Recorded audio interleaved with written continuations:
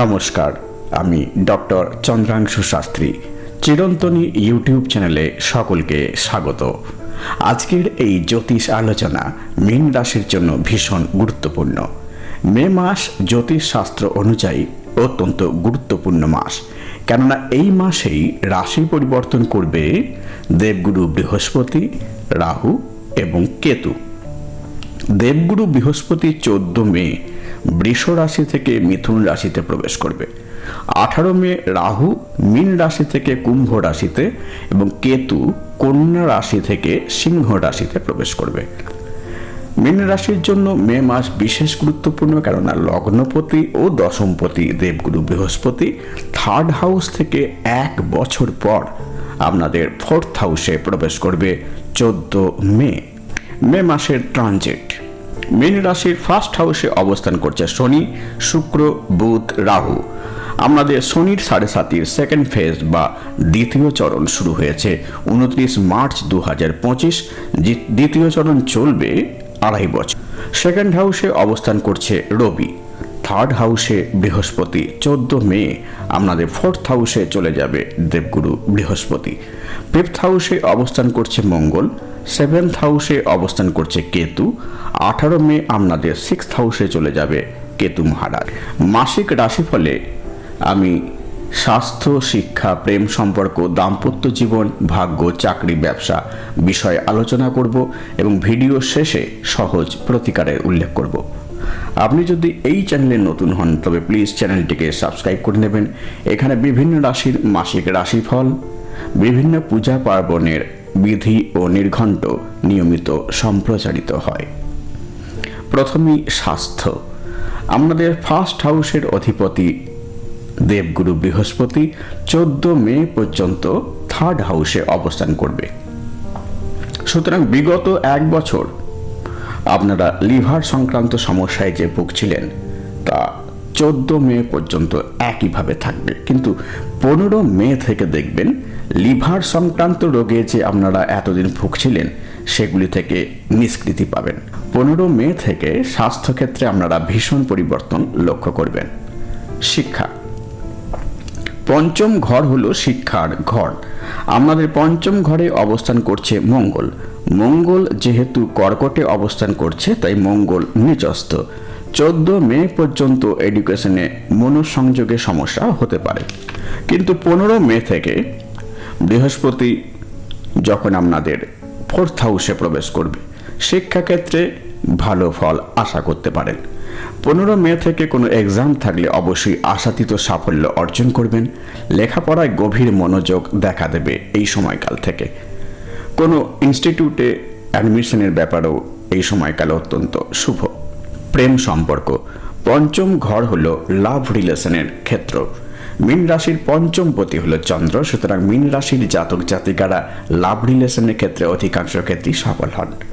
এরা অত্যন্ত কেয়ারি প্রকৃতির হন। মে মাসে আপনাদের পঞ্চম ঘরে নিচস্থ ক্ষেত্রে মঙ্গল অবস্থান করছে। সুতরাং লাভ রিলেশনের ক্ষেত্রে একটু রাগ বিরাগ দেখা দেবার সম্ভাবনা রয়েছে অবশ্যই 14 মে পর্যন্ত। 15 মে থেকে লাভ রিলেশনের ক্ষেত্রে অত্যন্ত শুভ ফল আশা করা যায়। দাম্পত্য জীবন। 7th হাউস হলো বৈবাহিক জীবনের ক্ষেত্র। আপনাদের 7th হাউসে 1.5 বছর ধরে অবস্থান করছে কেতু মহারাজ। সুতরাং বিবাহিত জীবনের ক্ষেত্রে বিগত 1.5 বছর ধরে সমস্যা চলছে। 18 মে এই অবস্থার পরিবর্তন ঘটতে চলেছে। 18 মে কেতু আপনাদের 6th হাউসে প্রবেশ করবে। 1.5 বছর বিবাহিত জীবন আপনাদের বিব্রত করে তুলেছিল। পারস্পরিক মতভেদ দাম্পত্য জীবনকে অতিষ্ঠ করে তুলেছিল, কিন্তু 18 মের পর ধীরে ধীরে এই অবস্থার পরিবর্তন ঘটবে। দাম্পত্য সম্পর্কের উন্নতি ঘটবে। আমাদের 7ম পতি বুধ মীন রাশিতে অবস্থান করছে। বুধের দৃষ্টিও আপনাদের বিবাহ ক্ষেত্রে অর্থাৎ 7th হাউসে পড়ছে। সুতরাং এই এক অনুকূল যোগ ম্যারিড লাইফের ক্ষেত্রে যথেষ্ট ভালো। ম্যারিড লাইফের ক্ষেত্রে যা কিছু সমস্যা আসতে পারে তা শনির দৃষ্টিদানে। যেহেতু আপনাদের 1st হাউসে শনি অবস্থান করছে, শনির 7.5 সেকেন্ড ফেজ আপনাদের চলছে। আমি আগেই বলেছি, ভিডিও শেষে এর প্রতিকারের উল্লেখ করব। ভাগ্য। নাইন্থ হাউস হলো ভাগ্যক্ষেত্র। আপনাদের নবমপতি তথা ভাগ্যপতি মঙ্গল পঞ্চম স্থানে অবস্থান করছে, কিন্তু মঙ্গল নিজ ক্ষেত্রে অবস্থান করছে। সুতরাং ভাগ্য মে মাসে আপনাদের কখনোই সম্পূর্ণ সহায়তা করতে পারবে না। 60% সহায়তা পাবেন, 40% বাধা থাকবে। সুতরাং এ মাসে তাড়াহুড়ো করে কোনো সিদ্ধান্ত নেবেন না। যাদের দশা অন্তর্দশা এই সময় অনুকূলে আছে তারা শেয়ার মার্কেটে ইনভেস্ট করতে পারেন। কোনো নতুন পরিকল্পনা রূপায়ণের ক্ষেত্রেও এই সময়কাল অত্যন্ত শুভ। কেরিয়ার, সবচেয়ে ইম্পর্টেন্ট টপিক কেরিয়ার নিয়ে এবার আলোচনা করব। মে মাস আপনাদের কেরিয়ারের ক্ষেত্রে কি পরিবর্তন নিয়ে আসবে? মীন রাশির দশমপতি বৃহস্পতি 14 মে রাত্রি 11টায় প্রবেশ করবে ফোর্থ হাউসে, অর্থাৎ কেন্দ্রস্থান। ফোর্থ হাউসে বৃহস্পতি অবস্থান করলে তার সপ্তম দৃষ্টি পড়বে কোথায়? না, দশম স্থানে। দশমপতি দৃষ্টি দশম স্থানে, কর্মপতি দৃষ্টি কর্মস্থানে। এর চেয়ে ভালো যোগ আর হতে পারে না। যারা চাকরি চেষ্টা করছেন, দশা অন্তর্দশা অনুকূলে থাকলে চাকরি লাভ অবশ্যই হবে, 100% সুনিশ্চিত। আগামী 1 বছর সময়কাল এই যোগ বিদ্যমান থাকবে। যারা ইতিমধ্যেই চাকরি করছেন তারা চাকরি স্থানে সকলের প্রিয় হয়ে উঠবেন, পারফরমেন্স যথেষ্ট ভালো হবে, বসের অনুগত পাত্র হয়ে উঠবেন। কর্মক্ষেত্রে আপনাদের উন্নতি অবধারিত। যারা কর্মক্ষেত্র পরিবর্তন করতে চান আগামী 1 বছর তাদের জন্য অনুকূল। ব্যবসা, 7th হাউস হলো ব্যবসার ক্ষেত্র। আপনাদের সপ্তমপতি বুধ লগ্নে অবস্থান করছে, শুক্রের সঙ্গে অবস্থান করছে। সপ্তমপতি বুধ সপ্তমে দৃষ্টি দান করছে। সুতরাং মে মাস ব্যবসার ক্ষেত্রে অত্যন্ত ভালো সময়। 14 মে আপনাদের সপ্তম ঘর থেকে কেতু 6th হাউসে প্রবেশ করবে।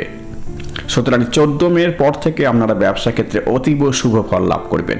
বিগত 1.5 বছর কেতু আপনাদের 7th হাউসে অবস্থান করছিল, ব্যবসা ক্ষেত্রে শত্রুতা বৃদ্ধি করছিল, ব্যবসা ক্ষেত্রে আপনাদের মন্দা দেখা দিয়েছিল। কিন্তু 14 মের পর থেকে ধীরে ধীরে আপনারা ব্যবসা ক্ষেত্রে আবার উন্নতি লাভ করতে সমর্থ হবেন।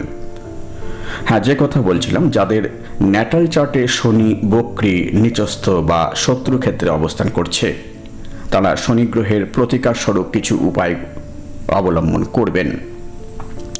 প্রতি শনিবার সকালে স্নানের পর উচ্চারণ করুন নিরঞ্জন সমাভাসম রবিপুত্রম যমাগ্রজম ছায়ামার্তণ্ড সম্ভূতম তম নমামি শনৈশ্চরম। 18 বার উচ্চারণ করবেন।